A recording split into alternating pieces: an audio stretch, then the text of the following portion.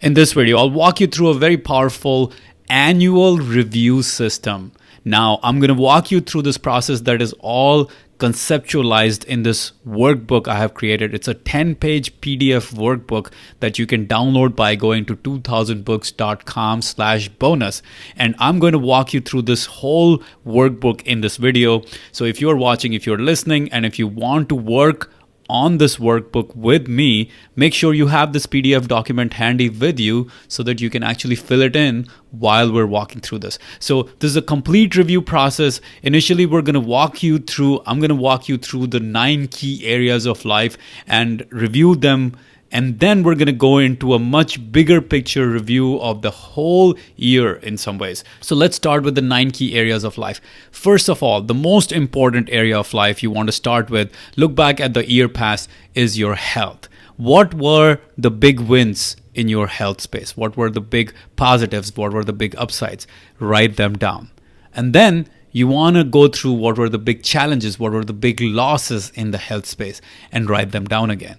And once you've done that, now I want you to score yourself. And I want you to score yourself on 2 different things.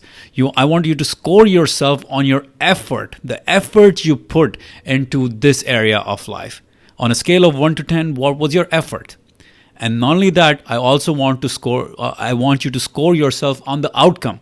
On a scale of 1 to 10, what was the outcome like? What was it exactly what you had desired? Was it much lower? On a scale of 1 to 10, how do you rate yourself? Do you give yourself a 10 on the outcome, or do you give yourself a 1 or maybe a 0 or a 5, whatever it is? Same, you want to score yourself for effort as well. Now you're going to do this for all the different 9 key areas of life. The first area of life that is the most important is health. And the next one is your family and your relationships. Again, you're going to do the same exact thing. What were the big wins? What were the losses and challenges? What was your overall effort in that area on a scale of 1 to 10? And what was the overall outcome in that area on a scale of 1 to 10? Now, when it comes to family, you want to think about your kids, maybe your parents, your brothers, your sisters, your extended family, whoever it might be.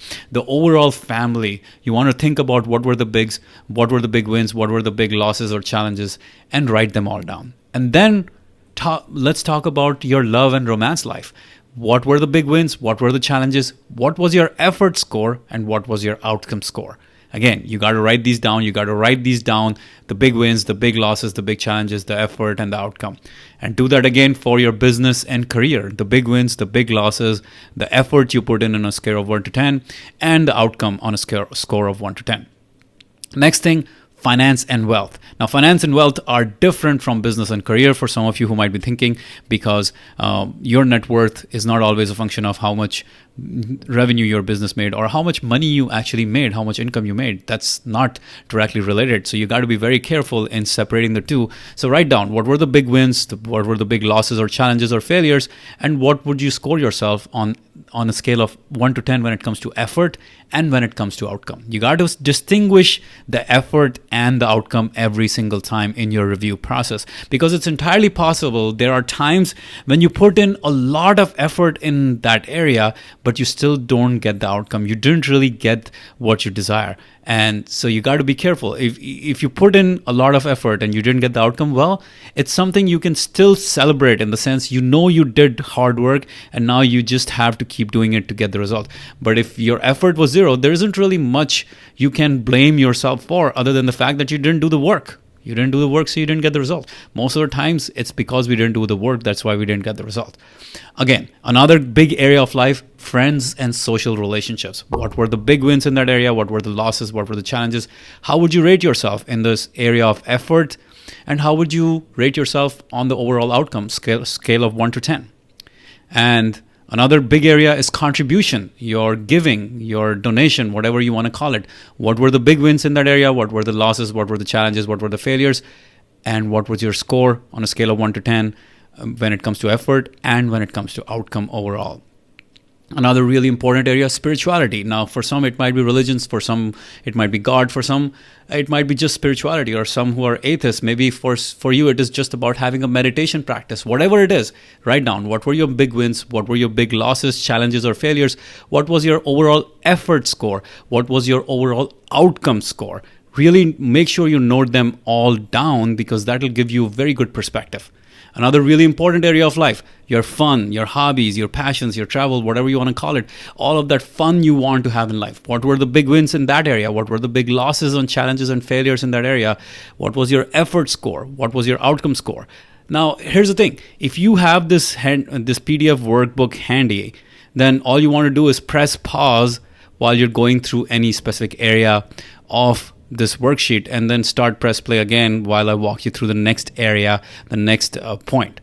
Okay, and you can download this PDF by going to 2000books.com/bonus. All right, now let's complete the picture. Now let's talk about the overall big picture review of your whole year. We looked at all the different 9 areas of life, but now let's talk about the overall year in general, in totality. So if we were to go through your whole year, and if I were to ask you, hey, what were your big wins? What were your top 5 accomplishments for the year?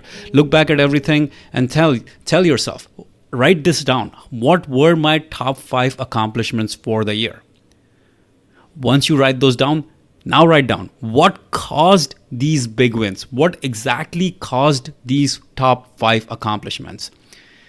The next question you want to ask yourself is, what were the routines, habits, and rituals that served you well this year that really helped you get those 5 accomplishments, the top 5 accomplishments? Now, this is all under the big umbrella of the big wins. Once you write that down, once you answer these questions, the next set of questions you want to ask yourself is, really along the lines of gratitude. What are the top 10 things I am most grateful for from the past year? What you will find is that what you're grateful for from the past year is not always just about your top 5 accomplishments. There are much more important things than just your accomplishments that you can be grateful for in life. So gratitude is very different from specific accomplishments you might have. And the next question, probably one of my most powerful questions I asked myself, what were the most precious, most tender moments from last year that I want to treasure for the rest of my life? What were those 10 most precious, most tender moments from last year that I want to treasure for the rest of life? And what you'll find is these are not always your top 5 accomplishments.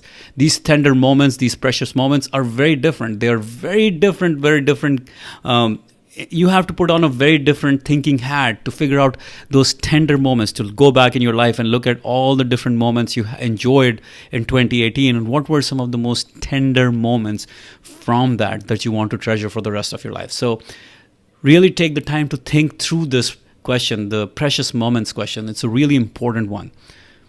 All right, the next question you want to ask for yourself and answer for yourself is, who were the 5 most influential people in my life last year and how did they affect my life?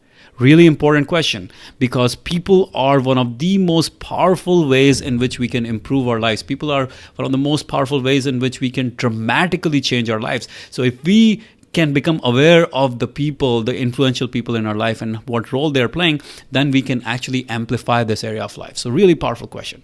The next question, number 5, you want to ask yourself is, what were the big failures? What were your 5 biggest losses or challenges or failures last year? And now for each of those failures, I want you to ask this question. What was this failure a result of, was this just a failure of outcome? Or was this a failure of strategy, the strategy that you employed to get the goal that you wanted? Or was this a failure of execution? More likely than not, for most of us, the failure usually lies in execution and strategy. When there is a failure of outcome, there is always, most of the times, a failure of strategy and failure of execution. What I mean by that is when you see that you had a big loss or a big challenge or a big failure and you consider that as a big outcome, as in big failed outcome, well, if you look back, you'll find that, well, your strategy was flawed or your execution was flawed. Most of the times, not always.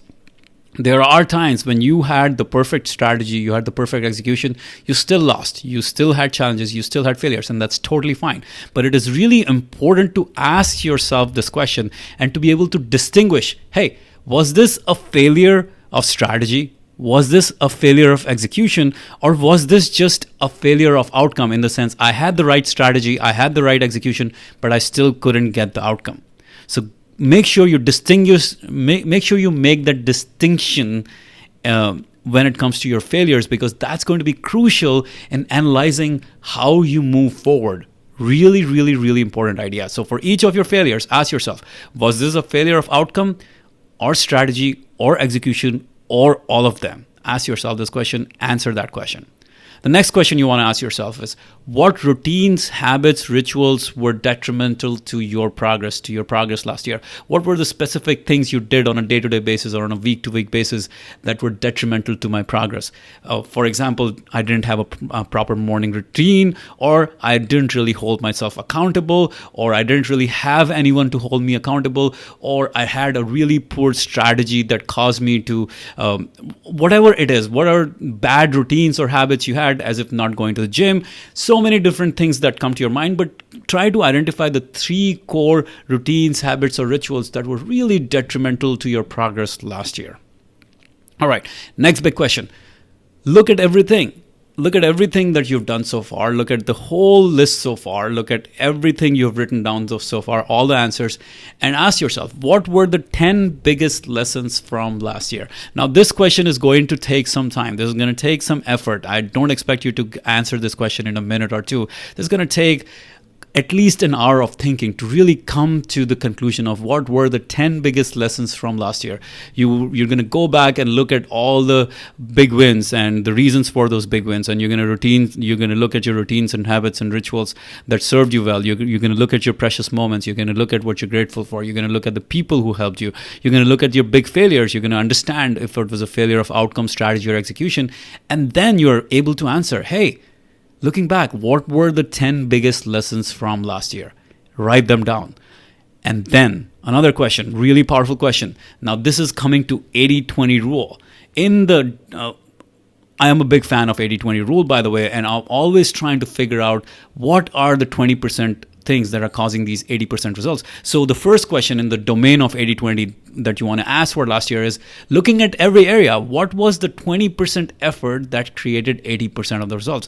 If you could identify the few things that caused the majority of results, what were they? And then on the other hand, you want to ask yourself, what are the 80% of my activities that need to be pruned from my life so that I can focus on the 20% of activities and effort that are creating all the results? So really take a lot of time to answer this question, because it will take you a lot of time to answer these questions. All right, the next question you want to ask yourself is, how can I incorporate more of what caused the big wins last year, these achievement islands? What caused the big wins last year, and how can I incorporate more of that into my life? That's all along the lines of 80-20. 80-20 rule is always asking the question, what worked well? Let's do more of it. And on the other hand, what didn't work well? Let's remove it. So then the next question you want to ask yourself is, how can I remove more of what caused the big failures last year? How can I remove all the stuff that was causing the big failures? That's again along the lines of 80-20 rule.